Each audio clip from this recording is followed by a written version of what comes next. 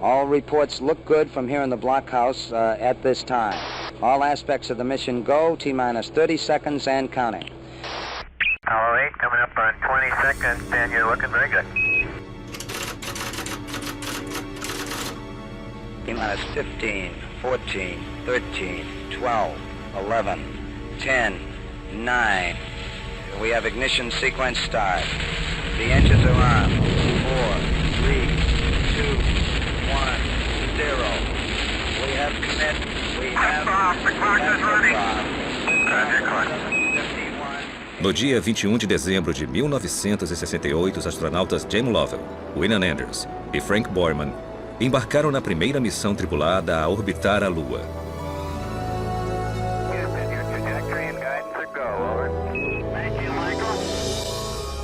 3 dias e quase 400 mil quilômetros depois, a tripulação do Apollo 8 se aproximou do destino. E no dia 24 de dezembro, véspera de Natal, a nave começou a última de suas 10 órbitas ao redor da Lua. Observando a superfície lunar, Borman, Lovell e Anders enviaram uma mensagem para o que era até então a maior audiência de televisão ao vivo na história. For all the people back on Earth, the crew of Apollo 8 has a message that we would like to send to you. In the beginning, God created the heaven and the earth. And the earth was without form and void, and darkness was upon the face of the deep. And the Spirit of God moved upon the face of the waters. And God said, "Let there be light." And there was light. And God saw the light, that it was good. And from the crew of Apollo 8, we close with good night, a Merry Christmas, and God bless all of you on the good earth.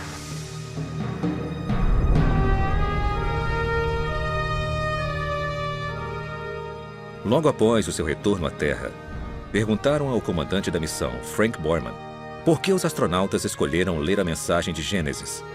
Sua resposta demonstrou sua fé pessoal. Nós queríamos transmitir a nossa sensação de proximidade ao Criador de todas as coisas. Essa não foi a primeira vez que o universo atraiu cientistas e exploradores para perto de Deus. Na verdade, muitos dos fundadores da astronomia moderna, incluindo Nicolau Copérnico, Galileu e Sir Isaac Newton, buscaram revelar e honrar o Criador através de algumas das descobertas mais importantes já feitas.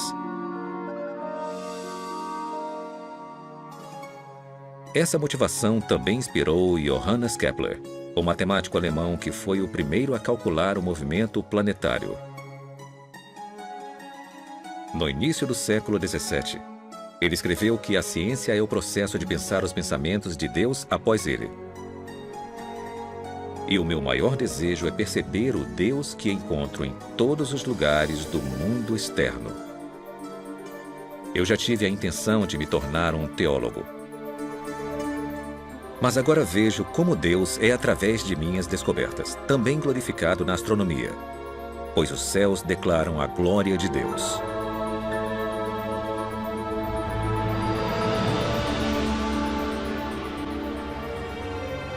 Hoje, mais de 4 séculos após Kepler, o universo continua nos cativando com seu esplendor e design.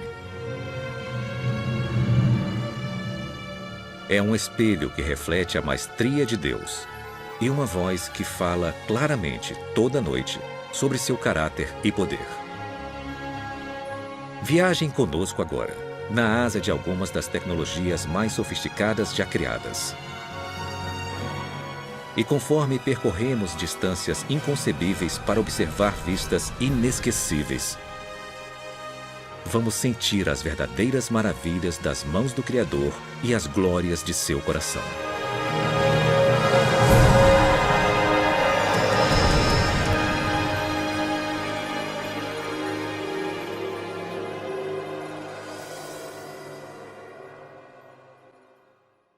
Olha o tamanho e a grandeza do universo. Eu acho que é tremendamente humilde. E pode ser que é através da beleza tremenda que nos é revelada pelas fotos do telescópio Hubble e do tamanho enorme do universo, nós comecemos a apreciar a majestade e a grandiosidade de Deus, que transcende o universo e é maior do que esse cosmos que vemos. Então eu acho que o tamanho do universo evidencia a grandiosidade e a majestade de seu Criador. Já parou para pensar sobre a imensidade de Deus? A pura magnitude de seu poder e tamanho? É um conceito difícil de entender, porque Deus é espírito, então não há nada físico sobre sua estatura. Ele não pode ser medido por metros ou milhas, tempo ou espaço. No entanto, talvez seja possível dar uma olhada no que não podemos ver ou tocar, fazendo uma jornada imaginária através de sua maior criação.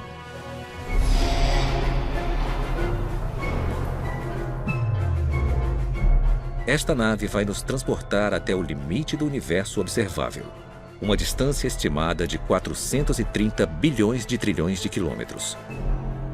Vamos viajar na velocidade da luz, mais de 290 mil quilômetros por segundo. A essa velocidade, poderíamos fazer no mínimo 600 órbitas completas ao redor da Terra, em menos tempo do que demoramos para comer uma pequena tigela de pipocas.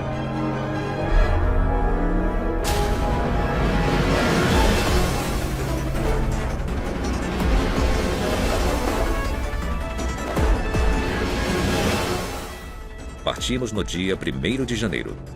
Viajando rapidamente pelo espaço, chegamos na Lua em menos de 1,3 segundos. Então, 4 minutos e meio depois, passamos correndo por Marte.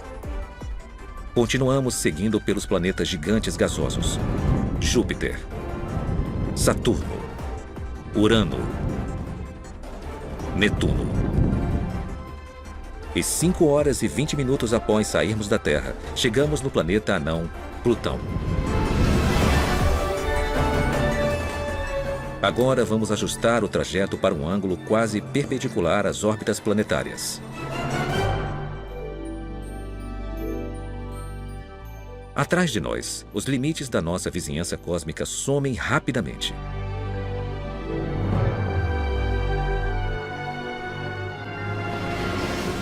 Entramos no espaço interestelar, o grande vazio entre o nosso sistema solar e a estrela mais próxima.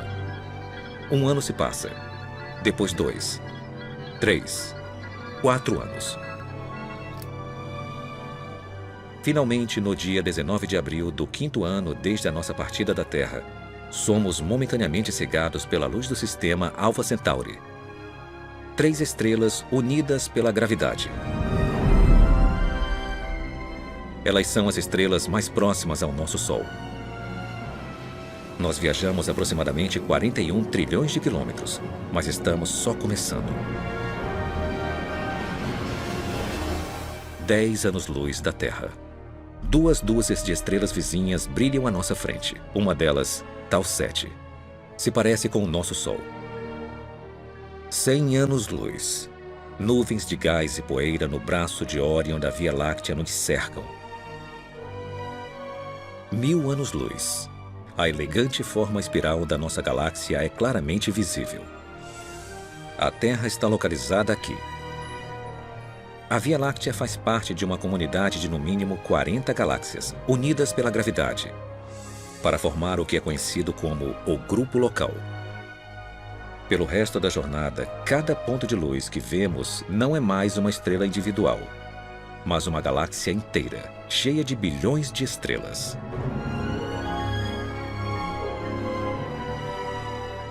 O nosso grupo local fica adjacente ao aglomerado de Virgo Cluster, uma grande concentração de aproximadamente 2.000 galáxias espirais elípticas e anãs que emitem nuvens quentes de plasma e poeira. Essa criação espetacular é o coração de uma cadeia de ilhas cósmicas que foram moldadas pela força gravitacional de 40.000 galáxias diferentes. Coletivamente, elas formam um superglomerado de Virgo, uma das maiores estruturas conhecidas pela ciência. Mas conforme nos afastamos, essa cadeia rapidamente se perde entre várias formações de composição e tamanhos similares. Pois Virgo é apenas uma gota em um balde cósmico que pode conter até 10 milhões de superaglomerados, cada um sendo um fio fino na construção de larga escala do universo observável.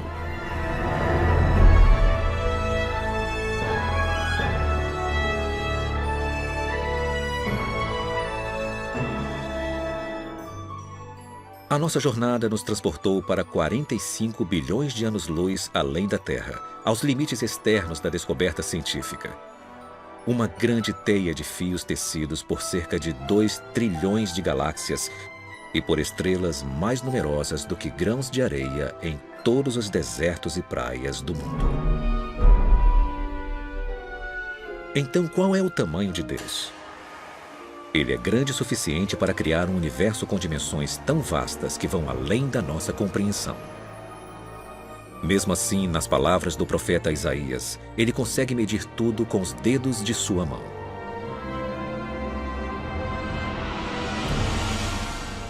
A magnitude do poder e do tamanho de Deus nunca poderá ser calculada pela matemática ou pela física, pois ele é onipotente, eterno e infinito. Mas se explorarmos o cosmos com a mente aberta, sem nos limitar às teorias do acaso cego e da colisão aleatória de átomos, vamos descobrir uma tapeçaria magnífica criada por um artista consumado que trouxe tudo isso à existência a partir de absolutamente nada. Depois revelou vislumbres de sua identidade através da grandeza e do design de tudo que fez. E qualquer um que já tenha olhado para um céu estrelado, as evidências da estatura e do caráter de Deus brilham mais forte do que a luz de 1000 estrelas.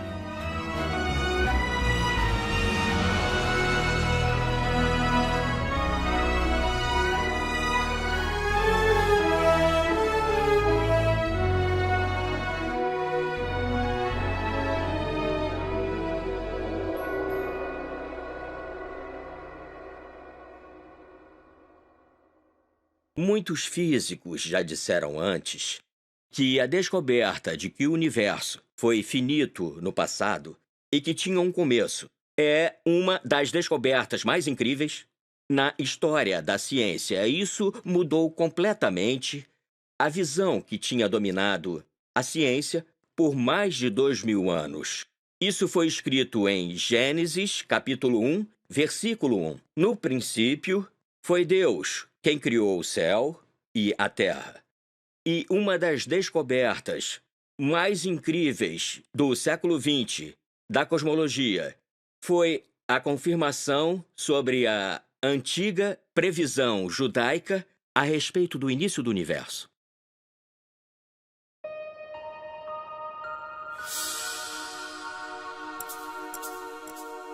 Durante os anos 1920, duas descobertas mais importantes da história e da ciência foram feitas aqui, no Observatório Monte Wilson, acima de Los Angeles.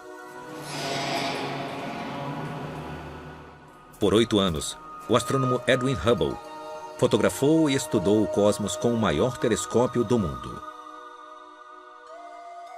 Em 1923, Hubble confirmou que formações misteriosas chamadas de nebulosas, que todos acreditavam ser nuvens enormes de gás, estrelas e poeira na Via Láctea, na verdade eram galáxias individuais localizadas muito além da nossa.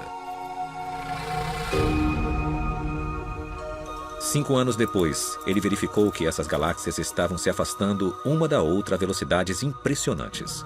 O nosso universo, que há muito tempo era considerado eterno, estático e relativamente pequeno, crescia cada vez mais por segundo. As implicações eram surpreendentes. Se o universo está se expandindo continuamente, então, em algum momento da história, ele deve ter sido menor e mais compacto. Se revertermos o movimento para fora das galáxias e voltarmos no tempo, elas se aproximam cada vez mais. E chegamos a um ponto no qual elas são basicamente infinitas em densidade e temperatura, e não é possível ir além disso. Então tem um começo, tem um momento no qual tudo começou. E isso é impressionante porque tem uma grande evidência teológica nisso. E isso me intrigou porque eu sou agnóstico. E se teve um começo, um momento de criação do universo, então teve um criador. E a ideia do criador não é compatível com o agnosticismo. E assim como eu não posso acreditar que teve um criador, não posso acreditar que tudo aconteceu por acaso, o que implica na existência de um criador. Então, sabe, eu estou em um impasse completamente impossível. E continuei nele. A incerteza de Robert Jastrow foi alimentada por várias descobertas que apontaram que o universo foi criado a partir do nada e era governado por leis de física e química primorosamente calibradas para garantir uma vida complexa. A vida é tão extraordinária, principalmente a vida mais avançada, a vida inteligente. Seres conscientes são um fenômeno. De novo, eu acho qualitativamente difícil de acreditar que isso aconteceu por acaso. Por exemplo, pensa no seu cérebro. Mais de 1 quilo de massa. Ele contém 1 milhão de trilhão de sinapses, pelo que eu me lembro. Circuitos se abrindo e se fechando o tempo todo. É muito mais complicado do que a inteligência artificial mais avançada. E eu acho difícil de acreditar que tudo isso é questão de átomos e moléculas.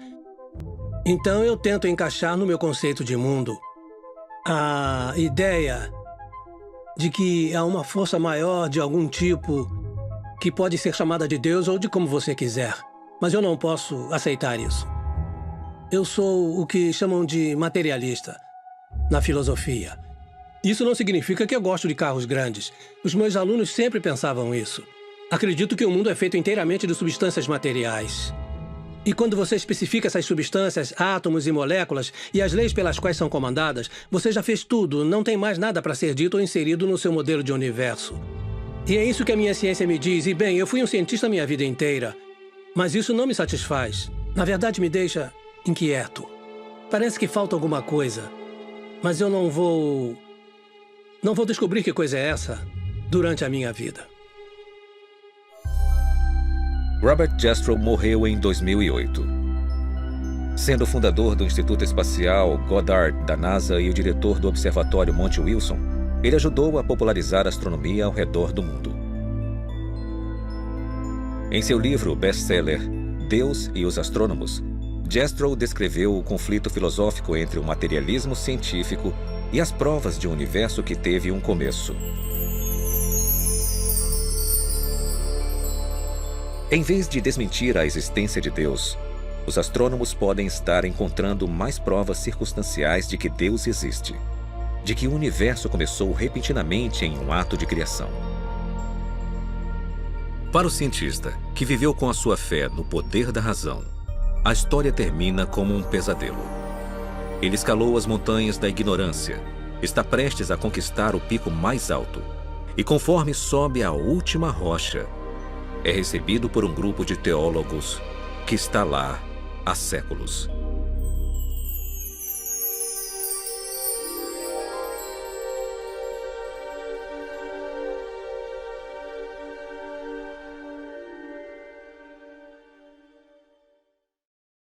É um privilégio estar em um planeta tão habitável que nos permite viver confortavelmente e ter tudo o que precisamos para fazer ciência e aprender sobre o universo ao nosso redor. E para aprender sobre as nossas origens e para conseguir responder qualquer pergunta que possamos fazer. É claro que alguém pode falar que isso foi por acaso, essa é a filosofia dele, e ele pode recorrer a isso o quanto quiser, mas não é uma explicação satisfatória para mim.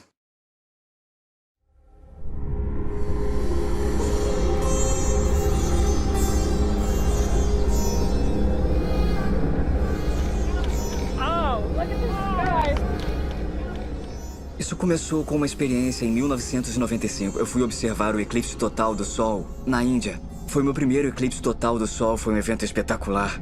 Foi uma experiência emocionante.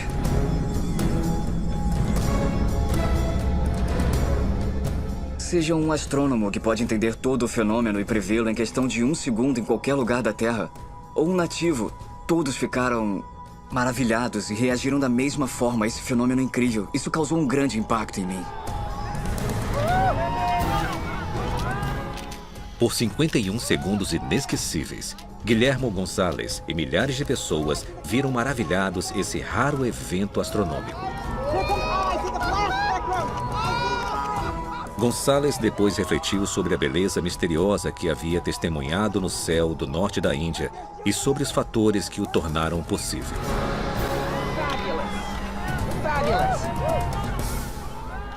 As exigências para produzir um eclipse total do Sol são um corpo luminoso, no nosso caso o Sol, um corpo eclipsante, no nosso caso a Lua, e uma plataforma de observação, no caso a superfície da Terra, e todos precisam estar em linha reta no espaço. O tamanho aparente da Lua no céu tem que ser quase exatamente igual ao tamanho aparente do Sol no céu, os dois com cerca de meio grau. O Sol é 400 vezes maior que a Lua, mas está a uma distância 400 vezes maior, então tem essa coincidência que as pessoas reparam há séculos, mas dizem, é uma coincidência e deixam pra lá.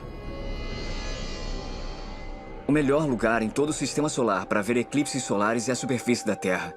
Eu cheguei a calcular as circunstâncias para eclipses de todos os outros planetas e de todas as luas. Cerca de 65 as maiores luas. E é uma coincidência incrível. O único lugar que tem observadores é o lugar com os melhores eclipses.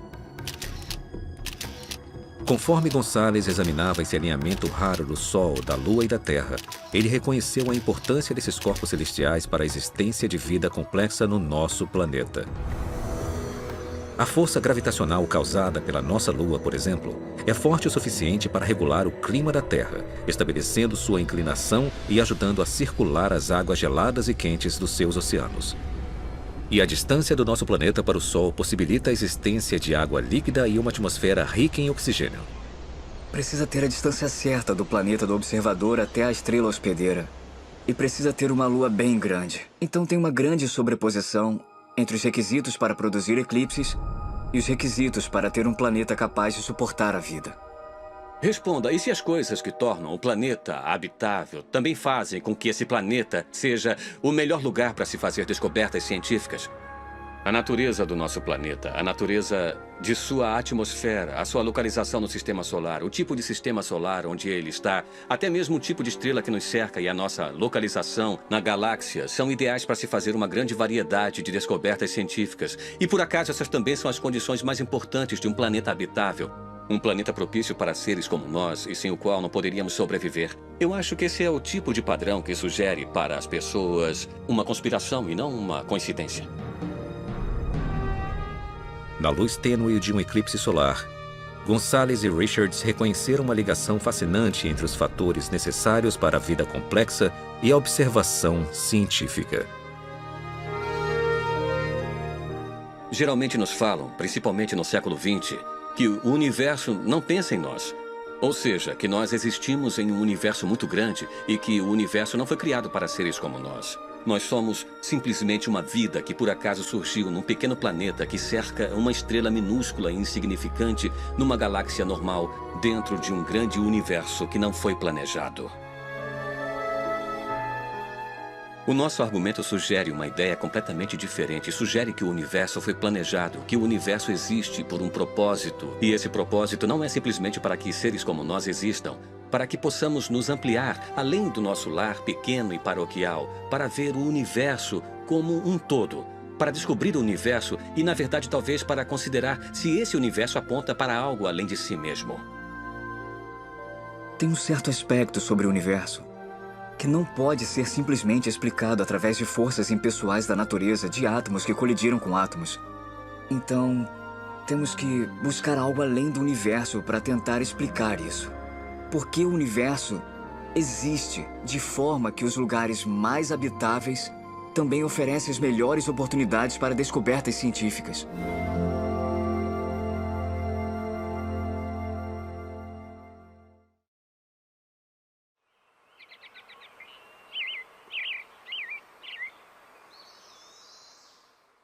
Nós criamos um mosaico do sistema solar usando fotos que tiramos com a Voyager e o colocamos na parede do auditório.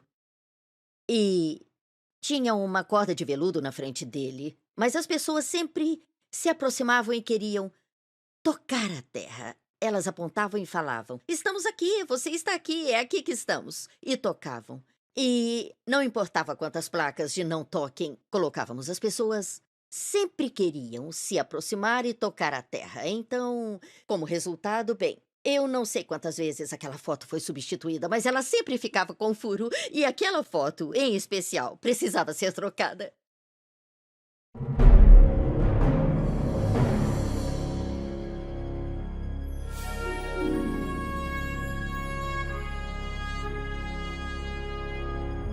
Em dezembro de 1980, a sonda Voyager 1 da NASA completou sua exploração histórica de Júpiter e Saturno. De todos os aspectos, a missão foi um grande sucesso. Por mais de 20 meses, a sonda não tripulada analisou e fotografou os 2 maiores planetas e suas luas, revelando uma variedade de informações sobre esses mundos misteriosos. 10 anos depois, conforme a Voyager se preparava para deixar o sistema solar, o astrônomo e especialista da missão Carl Sagan pediu uma última série de fotos que incluísse o planeta Terra. Foi ideia do Carl Sagan. Ele queria dar ao público uma foto de quão pequeno e isolado é o planeta Terra. Então, por fim, criamos o que chamamos de sequência, que é uma série de comandos da câmera. E apontamos a plataforma de varredura da sonda para vários planetas e tiramos também algumas fotos das estrelas ao fundo. Em 14 de fevereiro de 1990, as câmeras de alcance curto e longo da Voyager capturaram esse mosaico do sistema solar. Uma das imagens era uma vista da Terra envolvida por um raio de luz. O nosso planeta a 5,95 bilhões de quilômetros de distância. É só um pequeno pixel brilhante. Não dá para ver os continentes ou oceanos. Sabe, a nossa casa está tão distante daqui. O pálido ponto azul conquistou a imaginação do mundo. E em 1994, Carl Sagan compartilhou suas reações à foto durante uma palestra na Universidade Cornell. Nós vivemos em um planeta insignificante, de uma estrela monótona perdida em uma galáxia que repousa em algum canto esquecido do universo, no qual há mais galáxias do que pessoas. Mas considerem de novo aquele ponto. Ele é aqui. É o nosso lar. Somos nós. Nele, todo mundo que você conhece, todo mundo que você já ouviu falar, todo ser humano que já existiu e viveu sua vida. O conjunto de nossas alegrias e sofrimentos, todo herói e covarde, todo camponês e rei, todo casal jovem apaixonado, toda mãe e pai, toda criança esperançosa, todo inventor e explorador, todo professor de moral, todo astro, todo líder supremo, todo santo e pecador na história da nossa espécie. Todos viveram lá, em um grão de poeira suspenso em um raio de sol. A Terra é um palco muito pequeno, em uma grande arena cósmica. Nossas posturas, nossa suposta importância, a ilusão que temos de uma posição privilegiada no universo, são desafiados por esse ponto de luz pálida. O nosso planeta é uma partícula solitária em uma grande e abrangente escuridão cósmica. Em nossa obscuridade, em toda essa grandeza, não há indícios de que chegará ajuda de outro lugar para nos salvar de nós mesmos. Parafraseando, Sagan diz que isso mostra a nossa insignificância cósmica. Nós não fomos planejados, nós não fomos criados, ninguém está cuidando de nós. Estamos por conta própria. Tá, então vamos pegar aquela foto de isolação e solidão e vamos compará-la à imagem bíblica da criação. E nessa visão teísta contrastante, nós fomos criados, nós fomos projetados, nós fomos planejados. Não estamos sozinhos. Essas duas visões da realidade vão levá-lo em direções bem diferentes. 3.000 anos antes de Carl Sagan ponderar sobre a significância dos planetas e das pessoas, Davi, o rei pastor de Israel, observou o céu noturno e achou respostas próprias. Elas estão registradas nos Salmos do Antigo Testamento. Ó Senhor, a tua glória é maior do que a dos céus. Quando vejo o céu noturno e vejo as obras dos teus dedos, a lua e as estrelas que tu preparaste, O que são meros mortais para que te lembres deles? Seres humanos para que cuides deles? Mesmo assim, pouco menor os fizestes do que os anjos e os coroastes com glória e honra. Tu examinastes o meu coração e sabes tudo sobre mim. Sabes quando me sento ou quando me levanto. Sabes os meus pensamentos mesmo quando estou distante. Sabes o que vou falar antes mesmo que eu o fale. Tu andas na minha frente e me segues. Colocas tua mão de bênção em minha cabeça. Tal conhecimento é muito maravilhoso para mim, muito grandioso para que eu possa entender. Tu criaste o meu ser mais íntimo, moldaste-me no útero de minha mãe. Observaste-me conforme eu me formava em total reclusão, conforme era moldado na escuridão. Os teus olhos viram o meu corpo não formado. Todos os dias ordenados para mim foram escritos em teu livro. Eu te louvo porque me fizestes de modo especial e admirável. Tuas obras são maravilhosas. Disso tenho plena certeza. Então Davi abre o seu coração, porque no fundo ele tem a reação certa, que é: eu fui um ser criado. Sou um produto de uma mente que construiu a mim e tudo isso. E apesar do fato dele ter construído coisas tão grandes e mais vastas do que eu, ele se importa comigo. Ele se importa comigo. Eu acho que a percepção do Carl Sagan é tão diferente porque o universo do Carl Sagan tem... Bem, de certa forma, Deus se foi. E se o principal ator para Davi, o Deus de Abraão, Isaque e Jacó, saiu de cena, então quem é o responsável? Quem construiu? Quem construiu tudo? Se não foi uma mente, se não foi um intelecto, se não foi uma pessoa, um ser supremo e poderoso com o qual possamos ter uma relação, então tudo que sobra é a física. A física tem que comandar o show. E nós nos tornamos, em vez de uma criatura planejada e criada por um grande criador, nós nos tornamos um caso de sorte de uma longa teia de acidentes cósmicos. E, na verdade, isso é muito solitário.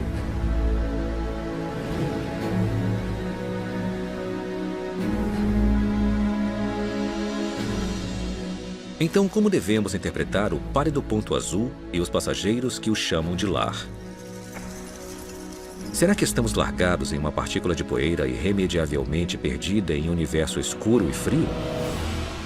Ou será que o nosso planeta, com sua atmosfera rica em oxigênio, abundância de água líquida, com seu clima temperado e localização ideal no sistema solar, com seu campo magnético, geografia e dezenas de outros fatores que tornam a vida possível, é um produto magnífico de mente, propósito e plano?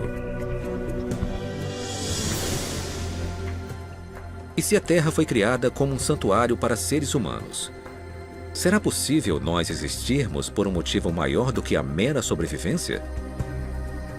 Talvez o nosso destino seja único no universo. E como Davi, podemos passar a nossa vida no pálido ponto azul pelo maior propósito de todos: para conhecer Deus e adorá-lo para sempre.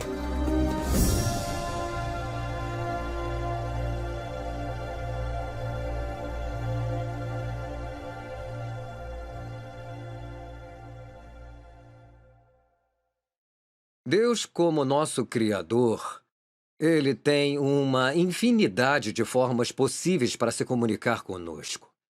Uma delas pode ser que ele desça aqui, nos segure pelos ombros e diga: acorde! Você está em apuros, tá? Mas Deus é muito mais sutil do que isso. E, em particular, ele não manipula o nosso desejo ao dele. E, de certa forma, isso é muito misterioso e difícil de entender. Ele coloca as coisas na nossa frente e diz: agora você responde.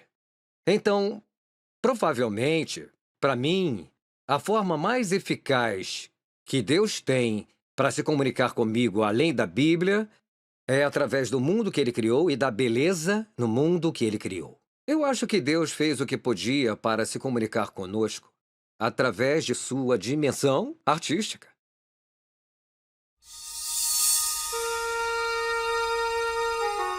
Elas estão entre as 7 maiores maravilhas naturais do mundo. Demonstrações incríveis de arte que já foram celebradas em pinturas nas cavernas pré-históricas, na mitologia viking e nas peças de Shakespeare. Em 1619, Galileu as nomeou de auroras, em homenagem à deusa romana do amanhecer. Hoje, também as chamamos de luzes do norte e do sul. No brilho etéreo desse fogo celestial, a beleza, o mistério e maravilha, tão evidentes através do universo, iluminam o céu polar desde a Islândia até a Antártica. Você fica intrigado com isso, fica curioso com isso. É lindo, é sutil, é interessante. Todas essas coisas se despertam. Uau! Então esse uau estimula o porquê, né? Por que aquilo está ali? O que está fazendo? O que causa isso?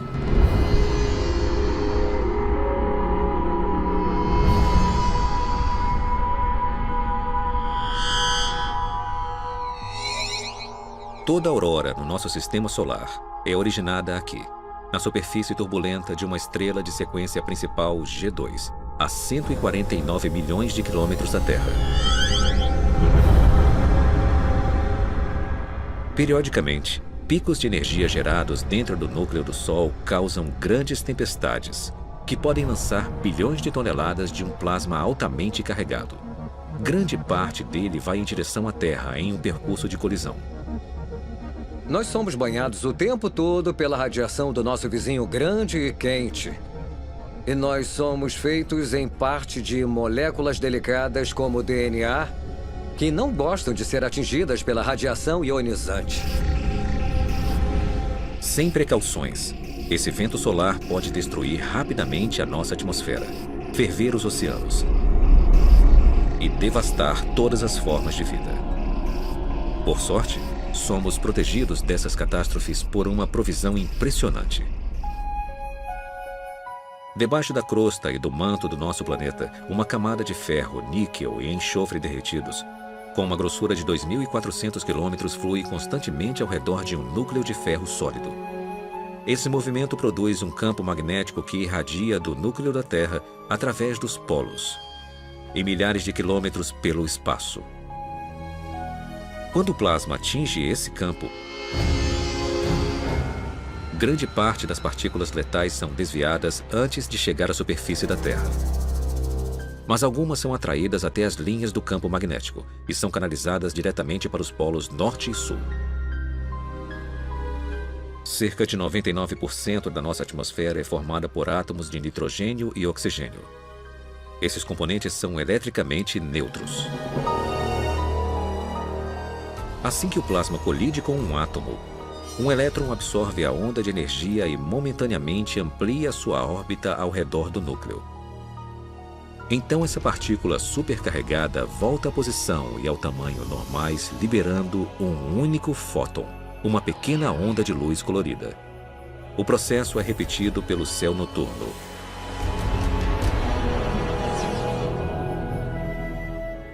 Dependendo da altitude, os átomos de oxigênio liberam fótons verdes e vermelhos, o nitrogênio, azul intenso e tons de roxo. Essa enxurrada de reações atômicas gera grandes cortinas luminosas que podem se estender 402 quilômetros para o espaço. Às vezes, elas formam anéis espetaculares acima dos polos magnéticos.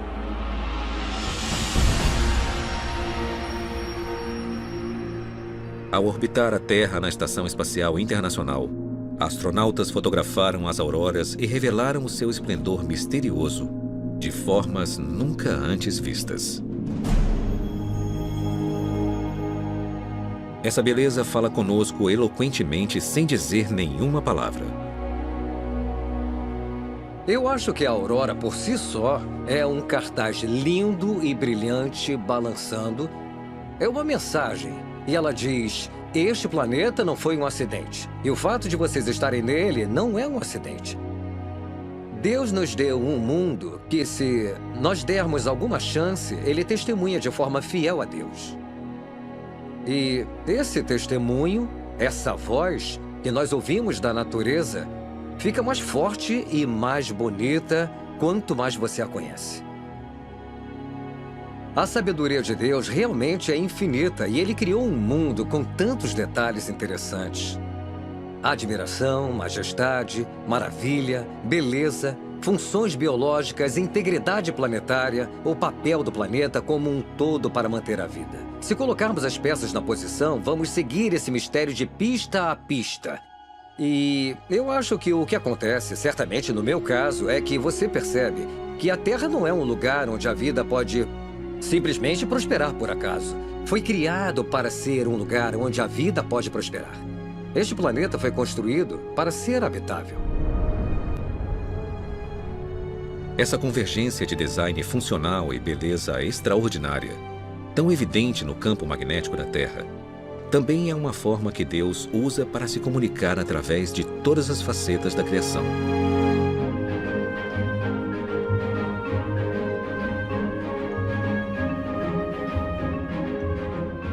Primeiro, ele captura nossa atenção com artes de tirar o fôlego, pois o mundo natural é uma galeria cheia de obras de arte, cada uma com seu significado e revelação.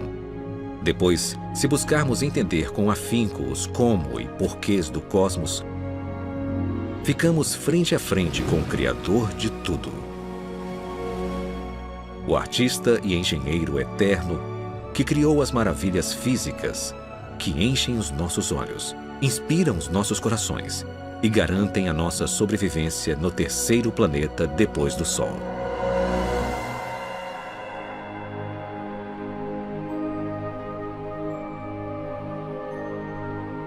É elegante, é avassalador, é mais bonito do que podemos imaginar. A criação faz mais sentido para mim porque explica os padrões que vemos no universo e explica a origem da vida como sendo devido a uma inteligência que criou uma beleza e complexidade que não podemos encontrar em nenhum lugar. Acho que quanto mais aprendermos, mais complexas as coisas vão ser. Mas, ao mesmo tempo, eu acho que vamos encontrar os princípios subjacentes que nos farão ter uma visão da mente do Criador. E quanto mais aprendemos sobre isso, mais incrível vai ficar.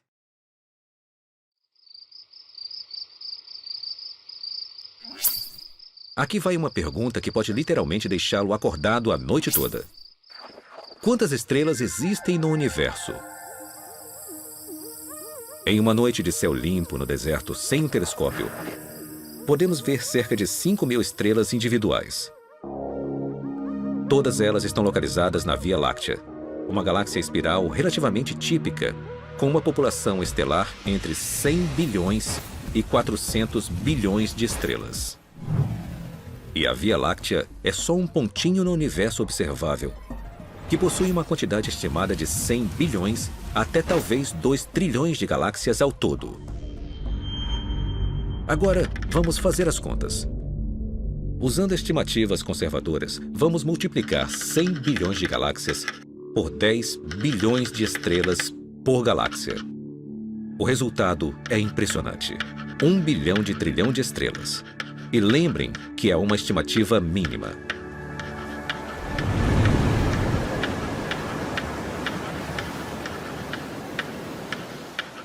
Para compreender um número tão grande, precisamos de um contexto. Então vamos tentar isso. Há aproximadamente 135 mil grãos em 16 metros cúbicos de areia e 235 milhões em 28 mil centímetros cúbicos. Mesmo que seja quase impossível determinar a medida exata, os geógrafos estimam que haja aproximadamente 320 mil quilômetros de costa e 15 milhões de quilômetros quadrados de areia de deserto na superfície do nosso planeta. Usando estimativas como essas, os pesquisadores da Universidade do Havaí calcularam que, em todos os desertos e praias do mundo, há cerca de 7,5 vezes 10 elevado a 18, ou mais de 7 bilhões de grãos de areia individuais. De novo, uma estimativa como essa é só uma suposição. Então, considerando a dificuldade de realmente contar areia, vamos aumentar o cálculo havaiano por um fator de 10.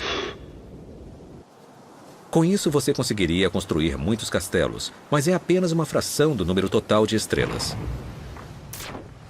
Porque quando comparamos as estimativas de areia às estimativas de estrelas, o número de estrelas excede o número de grãos de areia por pelo menos de 10 a 1. Mas talvez essa não seja a parte mais incrível desta história. Porque um único grão de areia, com um diâmetro de 1 milímetro, contém aproximadamente 500 bilhões de átomos individuais. Há mais átomos em um grão do que a quantidade total de grãos de areia na Terra, ou de estrelas em 1 bilhão de galáxias como a Via Láctea. Certo.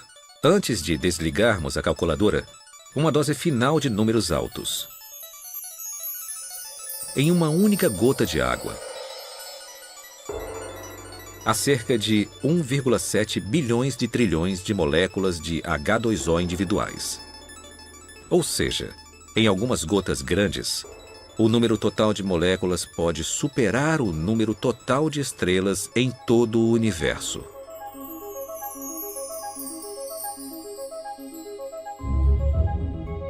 Então, o que podemos interpretar a partir destas contas sobre a estrutura básica da criação?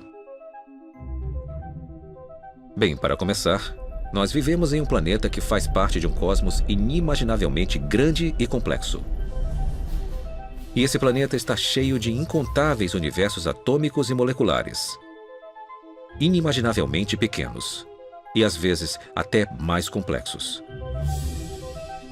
E cada um desses reinos físicos, seja gigante ou microscópico, é mantido unido a cada segundo de cada hora de cada dia pelo Deus que criou tudo.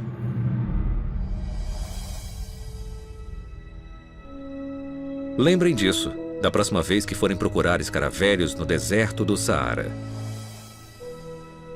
Ou quando forem acampar na América do Sul, sob o brilho surpreendente da Via Láctea. Ou quando estiverem no quintal, vendo o cachorro molhado lançar 10.000 universos líquidos em uma tarde de sol.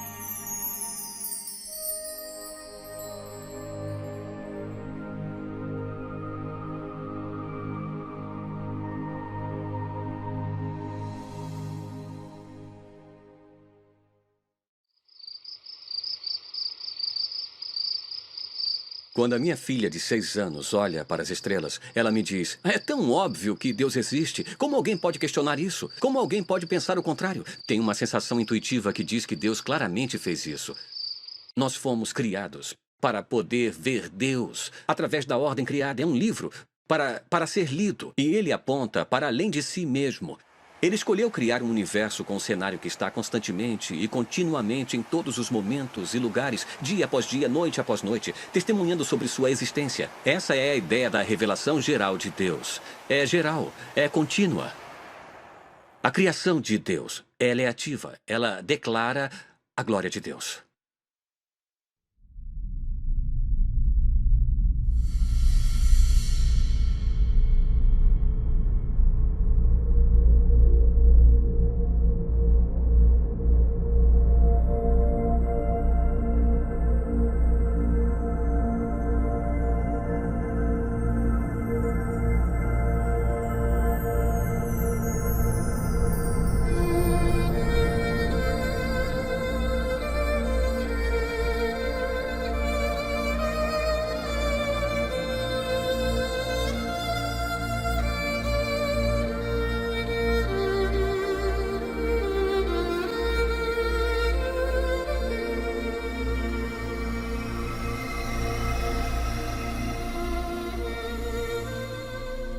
Os céus declaram a obra de Deus. O firmamento proclama a obra de suas mãos. Dia após dia, eles fazem sua declaração. Noite após noite, eles revelam sabedoria. Eles não usam palavras, não escutamos nenhum som deles. Mas sua voz é ecoada para toda a terra, suas palavras até o fim do mundo. Levante os olhos e olhe para o céu. Quem criou tudo isso? Ele que traz os astros um por um. Ele determina a quantidade de estrelas e chama todas por nome. Grande é o nosso Senhor e poderosa é a sua força. Sua compreensão é infinita.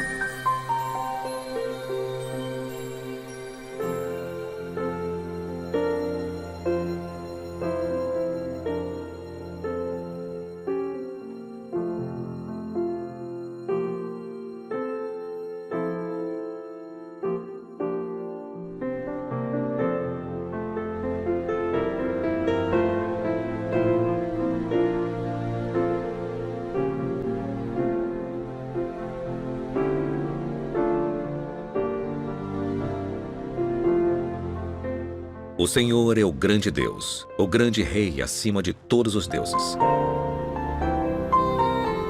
Em suas mãos estão as profundezas da terra, e os picos das montanhas pertencem a ele. O mar é dele, pois ele o criou, e suas mãos formaram a terra seca. Todas as nações são apenas uma gota em um balde. Não são nada mais do que poeira nas balanças. Ele segura a terra como se fosse um grão de areia. E tudo isso é apenas o começo de tudo o que ele faz. Simplesmente um suspiro de seu poder.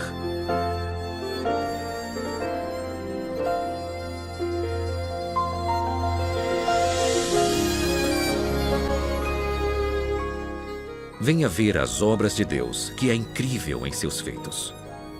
Ele espalha as luzes do norte em espaços vazios. Ele suspende a terra acima do nada.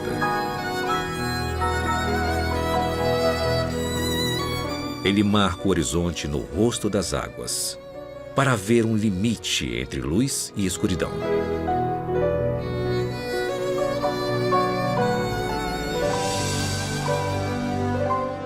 Os que vivem no fim da terra ficam maravilhados com seus feitos. Desde onde o sol nasce até onde se põe, tu inspiras gritos de alegria.